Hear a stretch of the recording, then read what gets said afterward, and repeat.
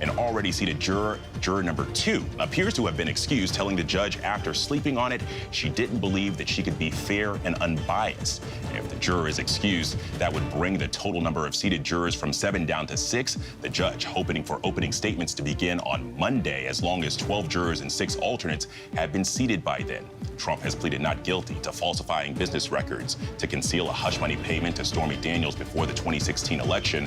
For more, I want to bring in ABC News senior reporter Catherine Faulders, ABC News executive editorial producer John Santucci, and former federal prosecutor in New York Southern District, Con Nowadays.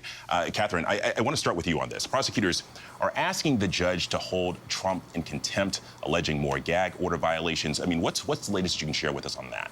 Well, prosecutors are suggesting that Trump has violated the gag order, what they say is 7 more times since bringing it up earlier this week. They brought this up on Monday. They want the judge to hold Trump in contempt for this. The judge has set a hearing on this for next week. They're citing specific social media posts that Trump has made on Truth Social. And look, it's not surprising that they would say this. We know that Trump's lawyers have been advising him not to make remarks in front of the camera, not to post on social media. Obviously, that's not going to happen. We'll have to see what ultimately happens and what the judge says here, but prosecutors kicking off the day essentially saying that this has to stop. It's ridiculous. I'm quoting them. So we'll see where this goes from here. But certainly, as we've been talking about this whole week, this is going to be a central issue, this whole trial, given that Trump makes a lot of public comments about whether it be Bragg, whether it be Michael Cohen, whoever it is. So this is not an issue that's going away. Yeah, well, it's only 10 o'clock, and it seems like already a lot of updates in this trial. But, John, I want to come to you on this. What is Trump's team saying about this process for the seated jury? Well, if you don't mind, Alex, I'm actually going to pivot because we have more breaking news. So in addition to the juror that Catherine Faulders just described, our Olivia Rubin is telling us that there is now an issue with juror number 4. So if you recall, Catherine's information was that juror number 2 had asked him to disqualify because she said she slept on it. We know couldn't be impartial. Juror number 4, according to a presentation just made in open court by one of the ADAs in the case, apparently the person with the same name as juror number 4, who said that this is the person, by the way, it said they were found Trump fascinating and mysterious.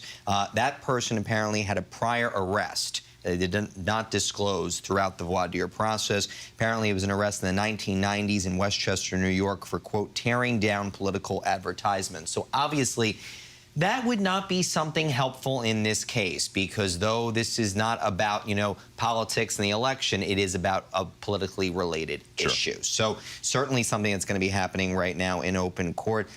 It seems like Judge Merchan had claimed in court, according to our Olivia Rubin, that they had instructed juror number 4 to be in court at 9:15 this morning, but that juror has still not shown up, and obviously look at the time. So, listen, I do think that as Catherine and I have been talking about with you here, Alex, I mean, this is a reality, right? This is a process, and I think that, part of what we have to remember is that part of the voir dire process when we are building out a jury is that we are going through the vetting of individuals. And sometimes people are not honest in their questionnaire. I'm sure Ken Nowadays can speak more to that and far better than I can. But I do think that that's exactly this process we're seeing right now. This is, in some ways, rather routine, if you will, as we go through a vetting of a juror. But I do think this is where this is different now because of the spotlight that is Donald Trump. Well, and so, Con, I want to go to you on this because as a former federal prosecutor, now hearing that we've got one juror that appears to have been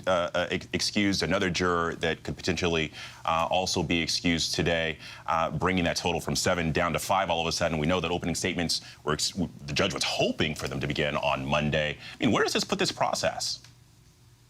It slows it down. It's a bump in the road, and I think the court and the parties are going to overcome it. As John said, this is a typical process. This is the vetting of jurors. And I want to be clear about something. The judge, Trump's lawyers, the prosecutors, they all want a juror who is impartial and unbiased. That's what they want. They don't want jurors with problems. So even though, these issues are coming up where we're seeing, like John had just reported, juror number 4 has an issue, a prior arrest, it's better that they find that out now than that juror gets seated and then it comes out later and then maybe you're facing a mistrial. Gotcha. Well, and one of the things that we have heard, and throughout this process, Judge Marchand is pretty fast and efficient, but also wants to make sure that this process plays out correctly. Yeah. John, I want to head back to you on this. Yeah. So Trump has criticized the jury selection process. He's politicized it. We've already seen his legal team try and delay this trial a number of times. Yeah. What is the strategy there? Well, the reality is, I mean, listen, since day one, the goal has been delay, and make these things go away. So far, they've been successful in 3 out of 4, but nevertheless, we're here today talking about the one that got away, if you will, because this trial is rocking and rolling.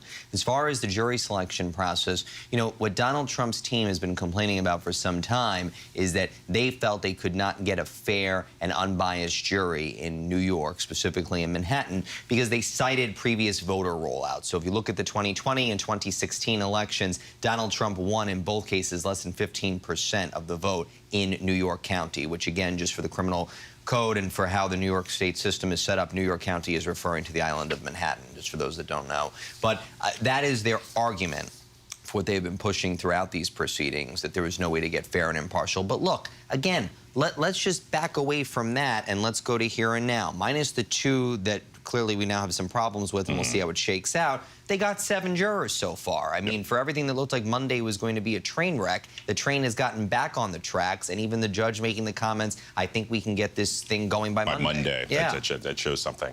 Well, and Catherine, so the other part of this is that, well, the president, he's running an election campaign, right? And so how is this ultimately going to impact his ability to get campaign? We know that he met with President Poland last night to discuss increasing NATO countries' defense spending.